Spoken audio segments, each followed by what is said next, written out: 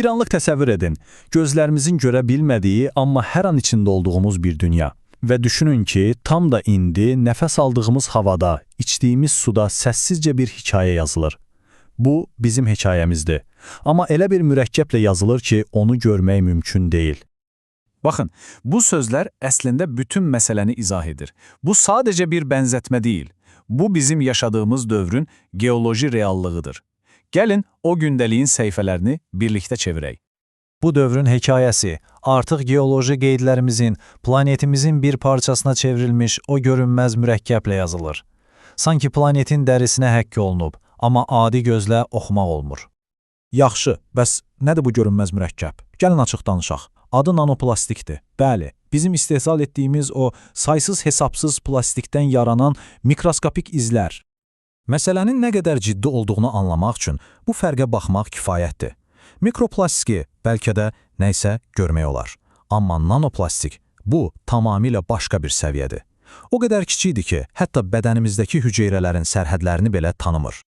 Deməli, məsələ budur. Atdığımız bir plastik butulkanın hekayəsi zibil qutusunda bitmir. Əksinə, əsl hekayə elə orada başlayır. Sanki planetin qan dövran sistemi kimi külək və su bu zərrəcikləri dünyanın ən ucqar nöqtələrinə belə aparıb çıxarır. İndi isə gələk məsələnin bəlkə də ən narahat edici tərəfinə. Bu qlobal problem artıq şəxsi problemə çevrilib. Bu zərrəciklər bədənimizin içindədir. Bu səssiz, amma davamlı bir işğaldır.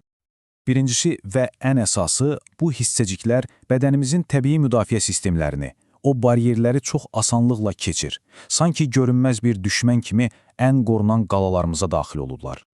İkincisi, onlar sadəcə bədənimizə daxil olmaqla qalmır. Daha dərinə gedirlər. Varlığımızın təməli genetik kodumuz olan DNT-yə qədər gedib çata və ona zərər verə bilirlər. Və üçüncüsü, bəlkə də ən dəhşətlisi, bu hekayə bizimlə bitmir. Bu görünməz işğalın nəticələri plasenta bariyerini də keçərək bizdən sonraki nəsillərə, öz övladlarımıza ötürülür. Burada gördükləriniz həqiqətən də çox ciddidir. Söhbət sadəcə bədənimizdə yad cisimlərin olmasından getmir. Söhbət onların yaratdığı biokimyavi fırtınalardan gedir.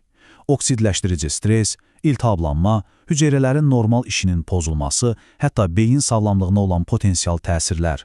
Bu, sağlamlığımıza çox cəbhəli bir hücumdur. İndi gəlin miqyası biraz da böyüdək. Əslində, bizim bədənimizdə baş verən bu səssiz böhran, bütün planetdə baş verənlərin kiçik bir əks-sədasıdır.